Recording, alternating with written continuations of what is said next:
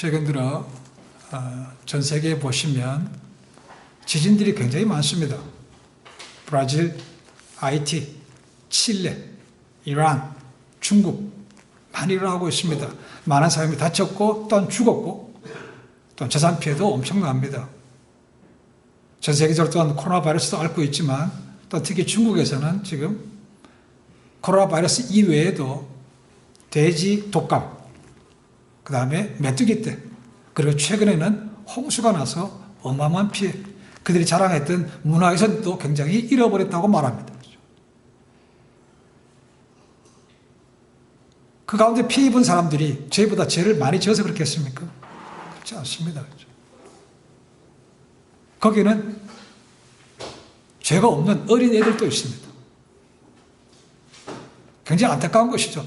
그 사랑하는 사람을 주변에 잃어버린 것이 얼마나 가슴이 아프겠습니까? 우리가 많은 고통을 지냅니다마는 그 중에 가장 아픈 고통 중에 하나가 사랑하는 사람을 잃어버리는 상실의 아픔이라는 겁니다. 상실. 어느 날 갑자기 가까운 사람이 죽는다고 생각해 보십시오. 얼마나 그 마음에 충격이 크겠습니까? 라는 거죠. 특별하게 부모님들, 자녀가 자기보다 먼저 죽으면 그 아픔은, 고통은 이루 말할 수가 없습니다. 그러니까 그런 분들은 오직 하면 이런 말씀을 합니까? 차라리 내가 죽었어야 되는데. 그런 말씀 듣습니다. 통곡합니다. 그런 말씀들 대할 때마다 이런 질문들이 생깁니다. 의문이 생깁니다. 하나님께서 하나님 자녀들에게 왜 이런 고통을 주십니까? 하나님은 선하신 분인데 왜 이 땅에 이런 고통을 허락하십니까? 정말 하나님이 살아 계십니까? 이런 질문이 나올 수밖에 없습니다. 그렇죠? 답이 없죠. 왜요? 하나님의 섭리를 제대로 알지 못하기 때문에 그렇습니다. 그래서 많은 이단들, 다른 교단들은 이 고통의 문제를 가지고 시비를 겁니다. 하나님이 살아계시다면 이런 일이 왜 생겨? 왜 저기 악인들이 저렇게 설치고 있어? 왜 의인들이 고통받아야 돼? 질문합니다. 그렇죠? 저희 답을 줄 수가 없습니다. 답은 머리로 알고 있습니다. 그렇죠? 그러나 그 현실을 가져서 이해시킬 만한 그런 것을 우리가 줄 수가 없다는 거죠. 우리 인생 한 치 앞도 내다보지 못하지 않습니까? 그렇죠? 모릅니다.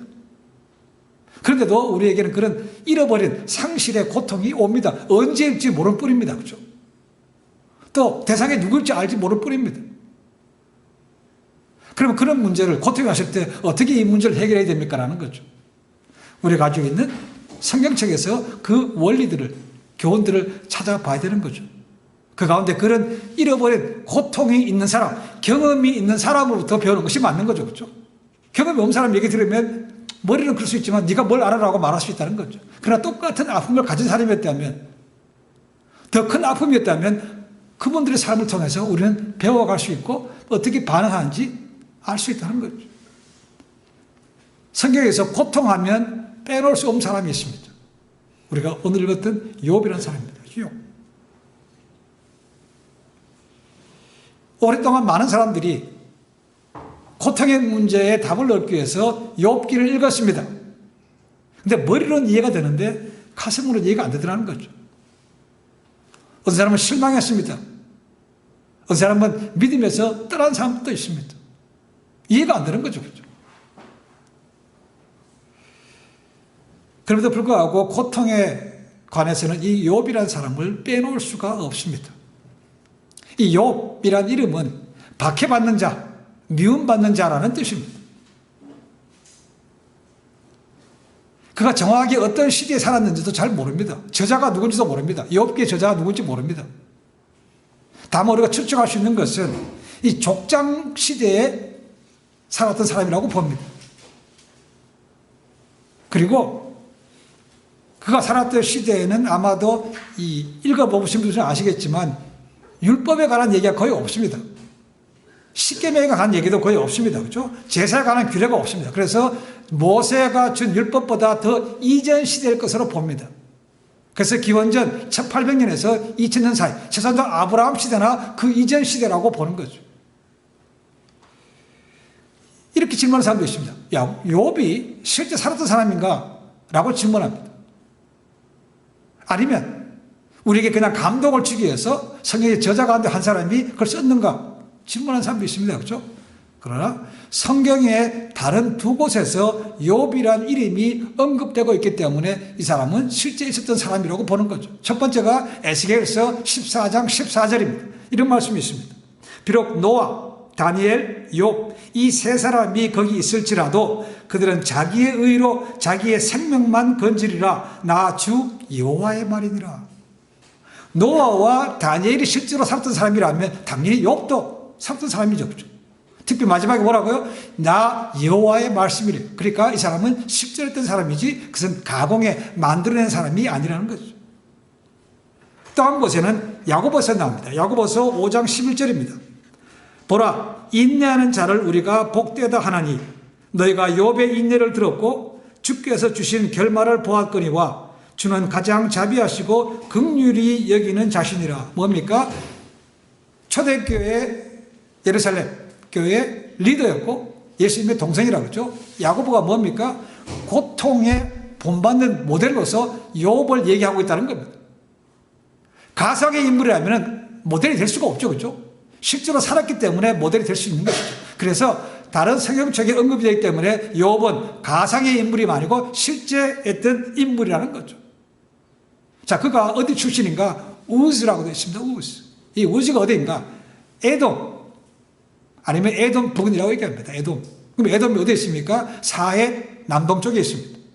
요즘으로 따지면 이란, 이라크와 사우디 국경 쪽에 있습니다. 거기 출신이라는 거죠. 자, 그럼 욥은 어떤 사람인가?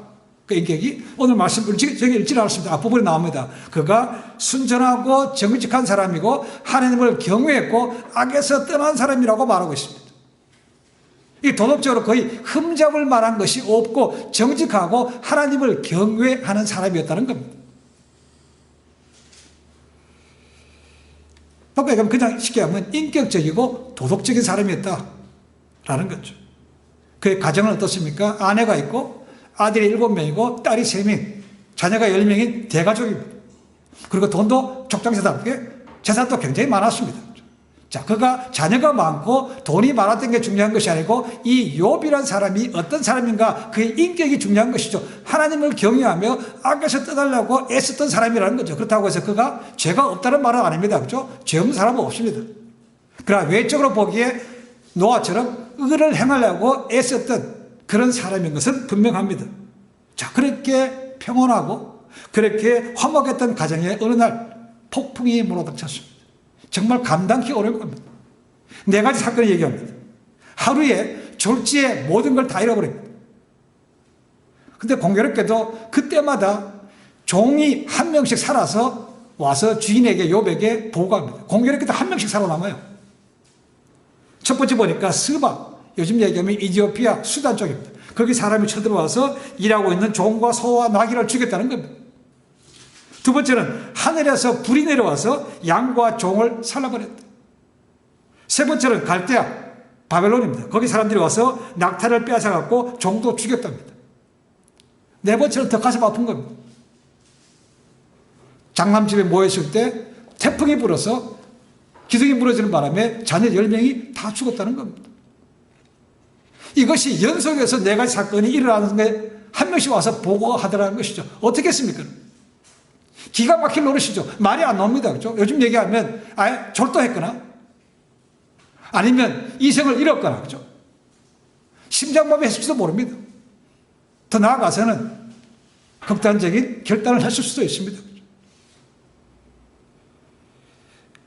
모든 사람이 부러워했던 자녀들 세상 가졌지만 어느 순간에 다 잃어버렸다는 거죠.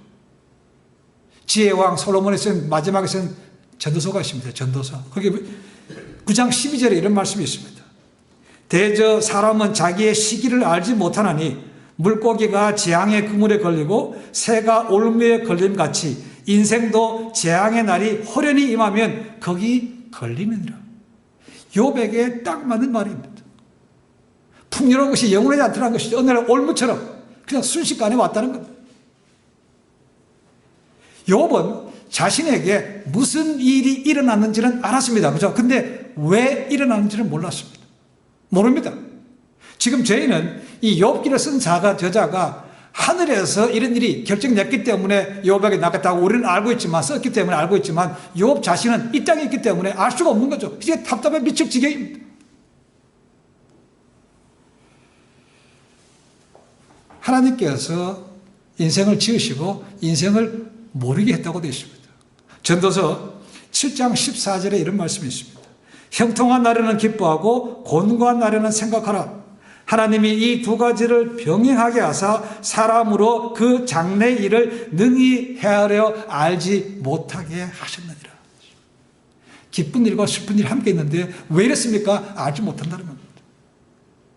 전도서 3장에 보면 모든 것에 때가 있다고 말합니다. 그리고 11절에 그 때의 결론을 이렇게 짓고 있습니다. 하나님이 모든 것을 지으시되 때를 따라 아름답게 하셨고 또 각 사람에게 영혼을 사모하는 마음을 주셨느니라. 그러나 하나님의 하시는 일을 사람으로 측량치 못하게 하셨다고 되어 있습니다. 하나님의 일은 사람은 모른다는 겁니다. 아까 말씀드린 것처럼 이 모든 일의 결과는 하늘의 천상회의에서 이미 결정된 것이라는 거죠. 천상회의에 이런 일이 생겼습니다. 하나님께서 만물을 주관하신다는 거죠. 두 번째로 뭡니까? 사탄도 하나님 보좌 앞에 나간다는 겁니다. 그런데 세 번째는 하나님이 모든 것을 주관하신다는 겁니다. 우리가 보기에는 사탄이 자기 마음대로 자기 뜻대로 하는 것처럼 보이지만 어느 것 하나 하나님께서 허락하지 않으시면 그가 할 수 있는 것이 없다는 겁니다. 저희는 이 써놨기 때문에 알 수 있지만 욥은 모르는 거죠. 답답합니다. 이 사탄이란 말이 이 히브리 말입니다. 샤탄이라는 거죠. 헬라 말로는 디아블로스입니다. 대적하는 자, 비방하는 자, 참소하는 자, 이 고소하는 자라는 겁니다. 이 역할이 뭡니까? 그 이름 보면 알 수 있죠. 그죠? 온 세상을 들여다니면서 누가 믿음이 있는가 보면서 혹시나 약점이 없는가 꼬투리 잡아서 하나님께 고자질합니다. 그래서 하나님께서부터 벌받도록 만드는 것이 이 사탄이 하는 일이가 하는 거죠. 거기에 욥이 걸린 거죠. 정말 사탄이 보기에 욥은 위험인물입니다. 그렇죠? 놔두면 안 되는 사람이죠. 그래서 고자질한 것이죠. 뭐라고 그럽니까? 하나님 분명히 말씀하셨죠. 정직하고 순전하고 하나님을 경외하고 악에서 떠난 사람이래요.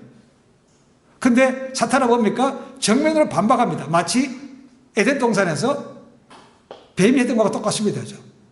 하나님께서 먹지 말라고 그랬대.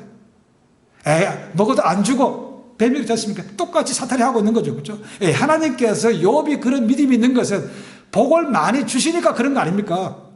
주신 복을 빼앗아가면 그가 믿음을 떠나고 하나님을 떠날 겁니다라고 얘기했다는 거죠. 하나님께서 그걸 들으시고 그래 네 마음대로 해보라고 허락하셨다는 겁니다. 그런데 단 한 가지 조건은 있습니다. 근데 그의 생명은 건드리지 말라는 겁니다. 그의 생명은 건드리지 말았지만 거기는 누가 들어있습니까? 욥의 10명의 아들, 딸의 생명은 줬다는 겁니다. 저는 지금도 이해가 안 됩니다. 하나님, 기왕에 욥의 생명을 살려주셨으면 그 관계없는 자식들도 살려줘야 되는 거 아닙니까? 그죠? 근데 데려가셨다는 겁니다. 그것도 이해가 안 되죠. 그죠? 어쨌거나 욥의 그런 재앙을 통해서 욥이 어떻게 반응했는가를 봅니다. 그리고 그러면 저희도 그와 같은 고통을 당했을 때 어떻게 해야 되겠는가도 교훈을 찾아볼 수 있습니다. 첫 번째, 욥은 슬퍼했다고 되어 있습니다. 20절에 보니까 욥이 일어나서 겉옷을 찢고 머리털을 밀었다고 말합니다. 유대인 관습에서 옷을 찢고 머리를 밀고 죄를 머리에 뒤집어 쓴다는 것은 극도의 슬픔을 표현할 때 이렇게 행동을 합니다. 욥이 지금 감당이 안 되는 거죠. 사람 앞에 슬퍼했다고 되어 있습니다. 그럼 동양 철학에서는 이런 어려움이 왔을 때 감정을 수시라고 얘기합니다. 억누르라고 얘기합니다. 컨트롤하라고 얘기해요. 근데 서양 철학은 그렇지 않습니다. 감정이 있으면 표현하라는 겁니다. 슬플 때 울라는 겁니다. 그렇죠? 근데 많은 경우에 장례식에 가보면 어떤 분들이, 믿는 분들이 얘기하죠. 위로한다고 이런 말을 합니다. 야, 하나님 앞에 갔는데, 좋은 데 갔는데, 이제는 안 아픈데 왜 울어? 우는 건 당연한 거 아닙니까? 지금 눈에 당장 없는데, 그죠? 울지 말라고 하는 것은 그게 잘못된 것이라는 거죠. 예수님이 하나님의 아들인가? 그러니까 하나님인가? 인간인가를 얘기하면서 따주는 것 중에 하나가 요한복음 주신 말씀입니다. 요한복음 11장 35절에 보시면 예수님의 인간된 모습을 가장 잘 표현한 것이 있습니다. 친구였던 나사로가 죽었다는 거죠. 그리고 일부러 늦게 가셨습니다. 그렇죠? 갔더니 사람들이 그렇게 슬피 울더라는 거죠. 그 모습 보고 예수님도 슬퍼서 우셨다고 되어 있습니다. 성경 말씀 가운데 가장 짧은 한 문장입니다. Jesus wept. 울었다는 겁니다. 예수님도 우셨어요. 감정을 표현하는 것은 지극히 정상이라는 거죠. 울지 마는 것은 잘못이라는 것입니다. 울어야 된다는 거죠. 쏟아부어야 된다는 거죠.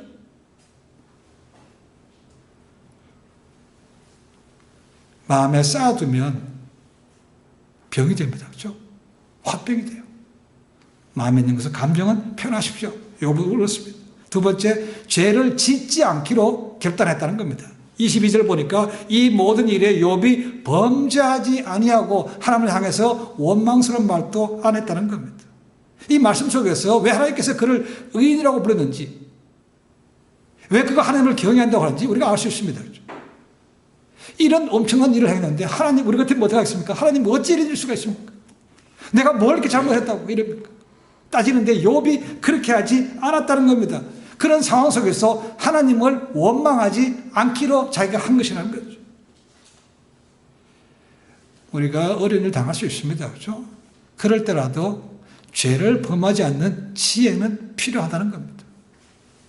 바울의 말씀상에 그런 말씀이 있습니다. 바울이 너희가 화를 내되 뭘 하지 말라고 했습니까? 죄는 짓지 말라고 했다는 겁니다. 그러니까 화 안 내고 살 수 있습니까? 안 된다는 거죠. 화 내지 말라 그렇게 하지 않습니다. 그렇죠? 화를 낼 수 있대 뭐라고요? 죄는 범죄하지 말라는 거죠. 죄는 하지 말라는 거죠. 그런데 죄를 범하지 말는 게 뭔 뜻입니까? 하나님에 대해서 부인하거나 하나님을 대적하지 말라는 것이죠. 그걸 핑계로 자기 몸을 극단적으로 쾌락이나 아니면 스스로 목숨 끊는 대로 가지 말라는 것입니다. 그것이 범죄하지 않는 겁니다. 그렇죠? 슬퍼할 수 있습니다. 화낼 수 있습니다. 그럼 하나님 앞에서 어쨌거나 범죄하지 않는다는 거죠. 이 범죄하지 않는데 가장 조심해야 될 것이 첫 번째가 뭡니까? 말입니다. 말. 그래서 지혜에서 잠언 때 보시면 말을 조심하라. 입술을 조심하라. 입을 지키라. 혀를 조심하라 말이 굉장히 많습니다. 이사야서 6장에 보시면 우시아 왕 때 왕이 죽습니다. 이사야가 슬퍼서 성전에 들어갔다가 거룩하신 하나님을 만납니다. 그가 하나님의 임조를 보았을 때 가장 먼저 한 고백이 뭔가? 이사야서 6장 5절을 보시면 입술이 부정한 백성 가운데서 하나님을 만났다는 겁니다.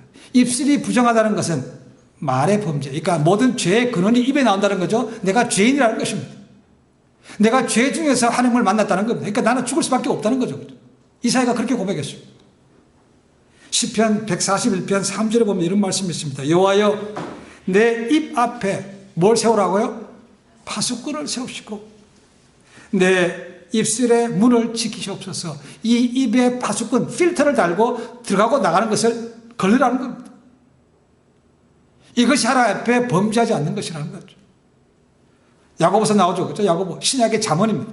1장 26절에 이렇게 말합니다. 누구든지 스스로 경건하다 생각하며 자기 혀를 제갈 먹이지 아니하고 자기 마음을 속이면 이 사람의 경건은 헛것이라.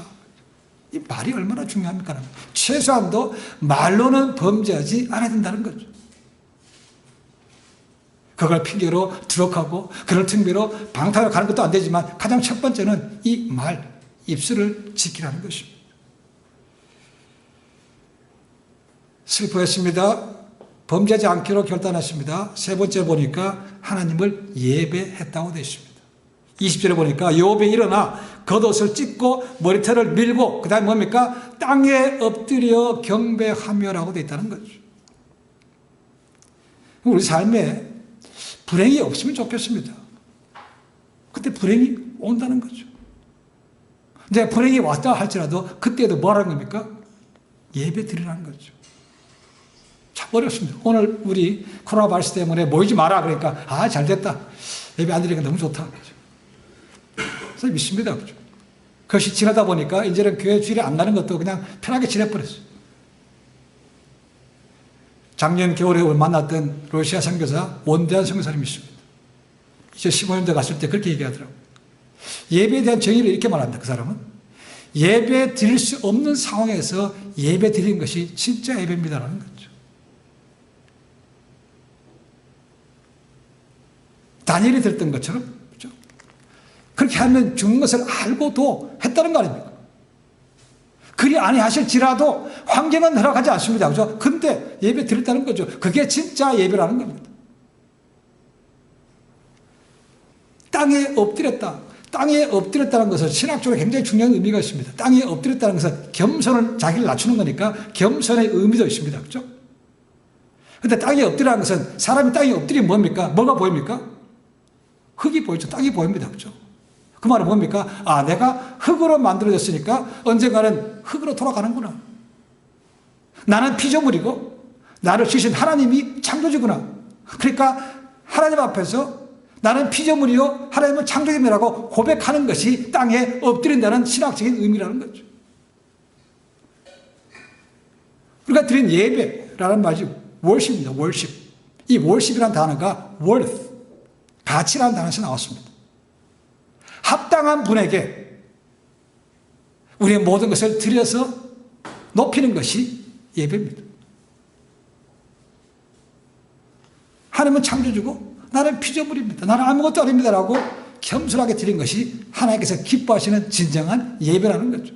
우리가 언제 어디서 그런 예배를 드린다면 정말 신령한 예배 되는 것이고 하나님께서 기뻐하실 줄로 믿습니다. 생각해 보십시오. 욥은 한순간에 다 잃어버렸습니다. 근데 그런 상황에서 예배가 나오겠습니까? 라는 거죠. 진짜 온전한 마음으로 예배가 됩니까? 근데 욥을 했다는 거죠.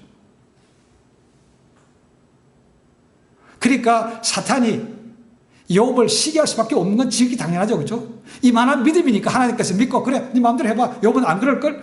확실하니까 하나님께서 허락한 거 아닙니까? 그죠?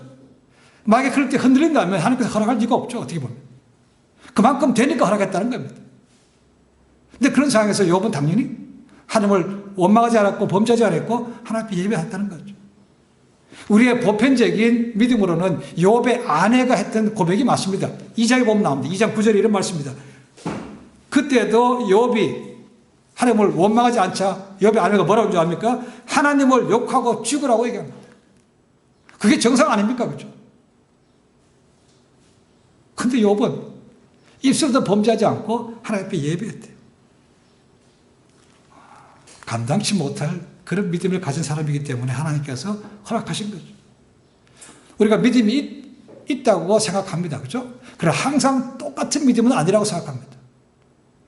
저희도 믿음에 ups and downs, 올라갔다 내려가는 것이 있습니다. 환경에 따라 그렇게 되죠. 그렇죠?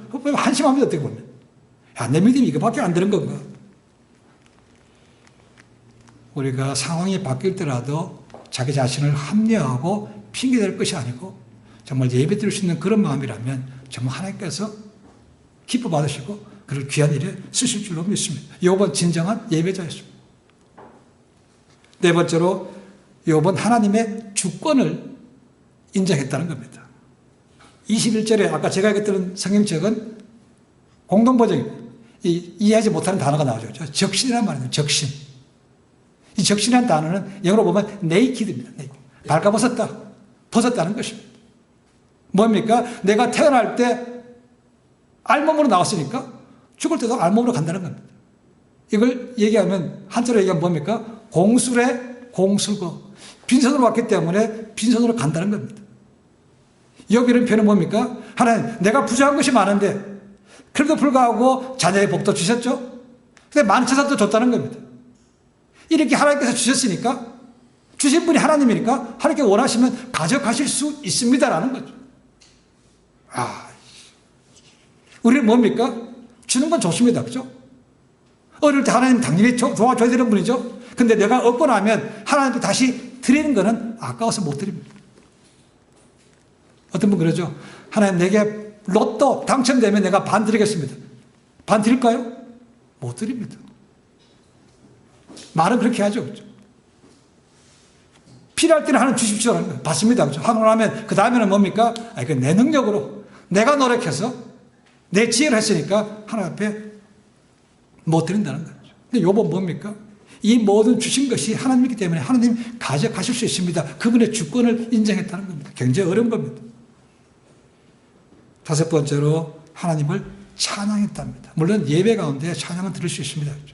포함될 수도 있습니다. 그러나 욥이 찬양했다고 되어 있습니다. 21절 마지막 보니까 여호와의 이름이 찬송을 받으실지어다라고 되어 있습니다. 찬송. 욥의 입장에서 찬송이 나오겠습니까? 우리가 일이 잘 풀리고 기분 좋을 때 뭐합니까? 할 수 있습니다. 그렇죠? 근데 기분 나쁘고 상황이 달라지면 그거 안 나옵니다. 근데 욥은 그럴 때라도 하나님께 찬양을 드렸대요. 성경에서 말씀하는 찬양은요, 생애에 어떤 일이 생기더라도 그분을 인정하는 마음의 고백이 찬양입니다. 찬양은 그냥 단순히 부르는 것이 아니고 거기에 그런 신학적인 의미가 들어있는 거죠. 내가 이해하지 못하지만 하나님 말이 내 찬양을 받으시기에 합당한 분입니다 라는 고백이 찬양이라는 거죠. 오늘날로 치면 내 인생을 포기하거나 아니면 극단적으로 갈 수 있는 그런 상황 속에서 욥은 그러지 않았다는 거죠. 어쩌면 그것이 욥과 우리의 큰 차이라고 볼 수 있습니다. 나에게 욥과 같은 시험이 오면 어떻게 할까? 저도 그런 생각한 적이 있습니다. 근데 저는 비교 안 합니다. 왜요? 저는 욥과 같은 믿음이 없기 때문에 그렇습니다. 그러니까 그만한 믿음은, 그만한 시련은 나한테 안 옵니다. 그릇이 이거밖에 안 되는데, 그죠? 이만큼 왕창 줄 수 있습니까? 못 주는 거죠. 성경에 보니까 신약에 바울과 실라가 있습니다. 그죠? 제2차 전도여행 때 빌립보에 갔습니다. 유럽에 첫 번째 간 것이 빌립보죠. 거기서 전도하다가 귀신 들린 종을 만났죠. 그죠? 하도 쫓아오길래 귀찮아서라도 예수님 이름으로 귀신 쫓아냈다는 거죠. 근데 그 주인이 바울과 실라를 고소했습니다. 왜요? 이 여인이 귀신 들렸기 때문에 점친다는 거죠. 신 들린 여자처럼 점친다는 겁니다. 근데 귀신이 나갔어요. 그러니까 점을 못 칠 거 아닙니까? 그러니까 돈벌이가 끊어진 거죠. 그래서 이 주인이 바울과 실라를 고소했다는 거죠. 그때 이 관원이 상황을 물어보지도 않고 그냥 두드려 패고 감옥에 뒀다는 겁니다. 엄청나게 억울한 거 아닙니까? 그죠? 근데 그 밤에 바울과 실라가 감옥에서 뭘 했다고 됐습니까? 하나님 아파 죽겠는데 어찌 이런 일이 생깁니까? 그렇게 한 것이 아니고 하나님 앞에 찬송을 드렸대요. 근데 무슨 일이 생겼습니까? 감옥의 터가 흔들리면서 문이 열렸다는 거 아닙니까? 찬양을 들을 때 하늘문도 열릴 수가 있다는 겁니다. 그에게 하박국 선자가 있습니다. 하박국. 우리가 잘 부르는 복음성가 있죠? 뭐가 나무가 무성치 못하며 감람나무에 열매가 없으며 포도나무에 열매가 없으며 우리의 양이 없으며 외양간 소가 없으며 밭에 식물이 없을지라도 나는 구원의 하나님을 인하여 기뻐한다. 말이 안 되는 거죠. 차도 없습니다. 집도 없어요.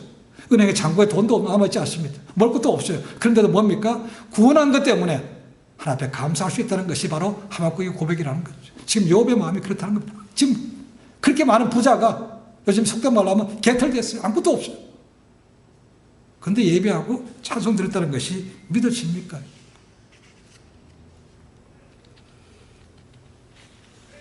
하나님은 그의 믿음을 보셨습니다. 그렇죠? 그래 그에게 저는 읽지 않았습니다. 뒤에 읽어보시면 어쩌면 욥기 전체에 대한 내용이 다 나옵니다. 하나님께서 그에게 복을 주셨습니다. 어떤 복인가? 첫 번째로 그의 믿음을 정금같이 만들어 주셨다고 되어 있습니다. 욥기 23장 10절에 나옵니다. 나의 가는 길을 오직 그가 아시나니 그가 나를 단련하신 후에는 내가 정금같이 나오리라. pure gold라는 것입니다. 순도가 99.999% 순수한 금 비쌉니다. 그죠? 좋습니다. 근데 그저 없습니까? 광석을 캐가지고 와야 되죠. 그죠? 드물게 발견합니다. 가져가지고 용광로에 넣고 엄청난 온도로 옵힙니다. 아마 금속 가운데 가장 높은 온도로 올라가야 나오는 것이 금이고 그 다음에 은입니다. 그죠? 그렇게 해야 불순물이 빠지고 순도가 높은 금이 나오는 거죠. 귀한 것이지만 거저 얻는 것은 아니라는 거죠. 우리 믿음도 하나님 나 믿음 있기를 원합니다 하지만 그냥 거저 주어진 것이 아니라는 거죠. 그런 연단 속에서 아픔 속에서 고통 속에서 그런 순수한 그 믿음이 나온다는 거죠. 하나님께서 욥의 그 믿음을 보시고 더 지금도 믿음이 있지만 그죠? 더 순수하고 완벽한 믿음을 주셨다고 말씀하고 있다는 겁니다. 두 번째는 하나님을 만나게 하셨어요. 다니엘이, 욥이 고통 가운데 있을 때 욥의 친구가 찾아왔습니다. 아주 친한 친구입니다. 처음에는 함께 하면서 같이 울어주고 그냥 있어줬습니다. 그렇죠?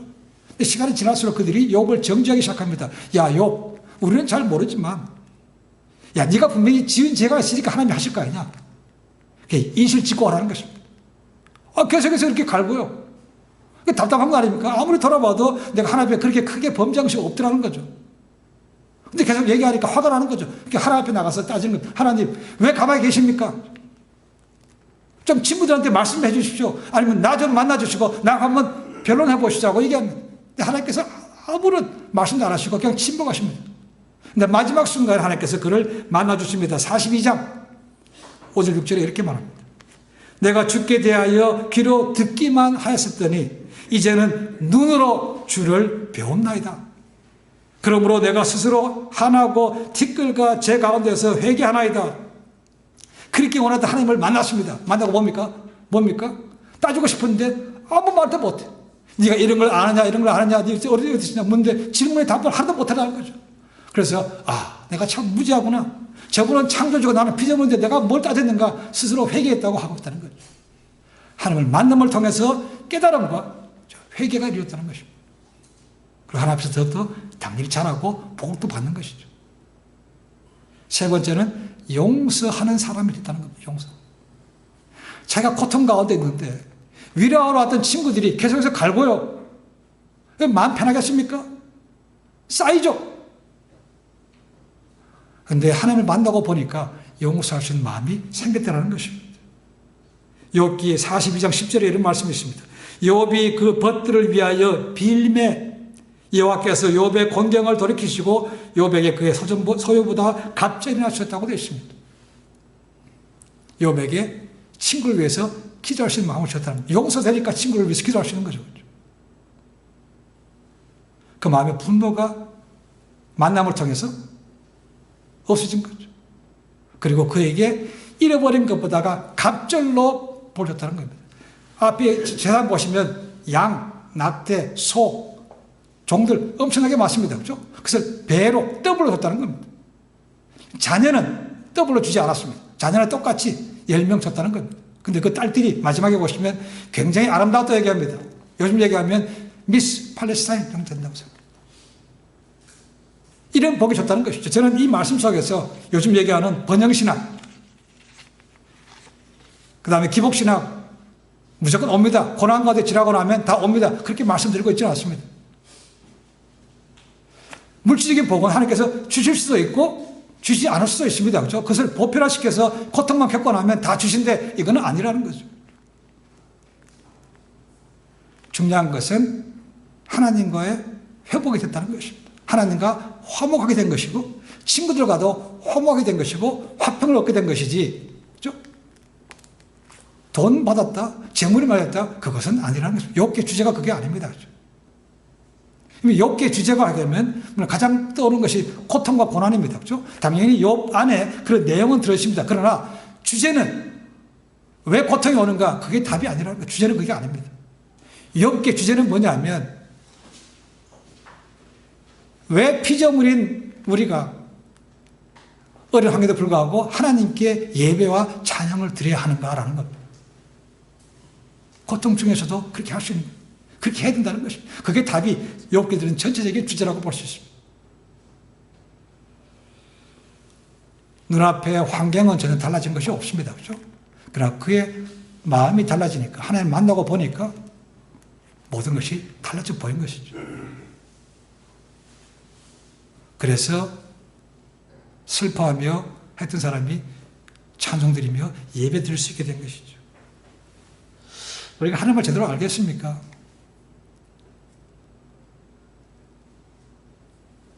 하나님을 더 알아가는 것이 복이라는 겁니다. 알면 알수록 우리의 삶도 더 풍성해집니다. 그렇다고 해서 하나님께서 어느 날 갑자기 우리에게 재산 많게 해주고 부동산 많이 해주고 이렇게 해주는 것이 아니고 상관없습니다. 그렇죠? 근데 하나님 안에서 알고 보니까 야, 내가 사랑받는 존재네. 내가 구원받았으니까 천국 가네. 이런 것만 깨달아도 그게 기쁨이 된다는 것입니다. 전에는 그렇지 모를 때는 그래서 눈에 보이는 것 때문에 저거 갖고 싶은데 뭐 이게 아웅다웅했는데 쓰잘데없더라는 것이죠. 영원하지 않더라는 것입니다. 영원한 것을 가졌다고 생각하니까 마음이 넓어지고 마음이 부자가 되는 것이죠. 가진 건 별로 없어요. 그죠? 근데 마음이 부자가 됐다는 것입니다.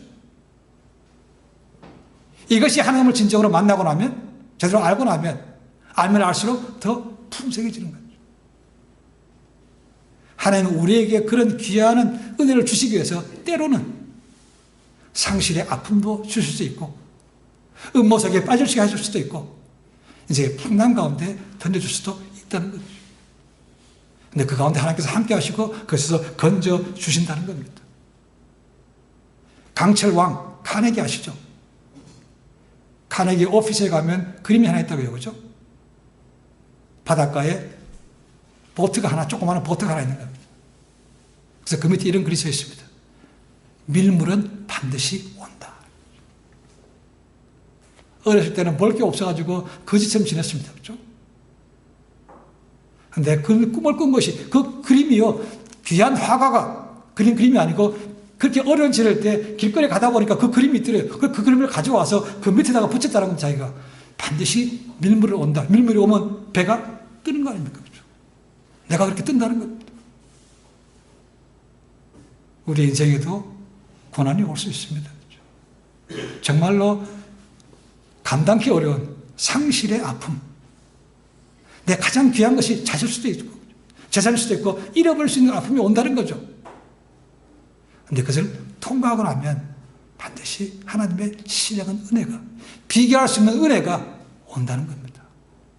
그에게 그렇게 믿고 믿음으로 갈 때 우리 삶이 더욱더 풍성해지고 욥했던 것처럼 정금 같은 믿음으로 바뀌는 것이죠. 그렇게 되고 나면 웬만한 응고 오면 아무것도 아니죠. 쉽게 이길 수 있다는 겁니다.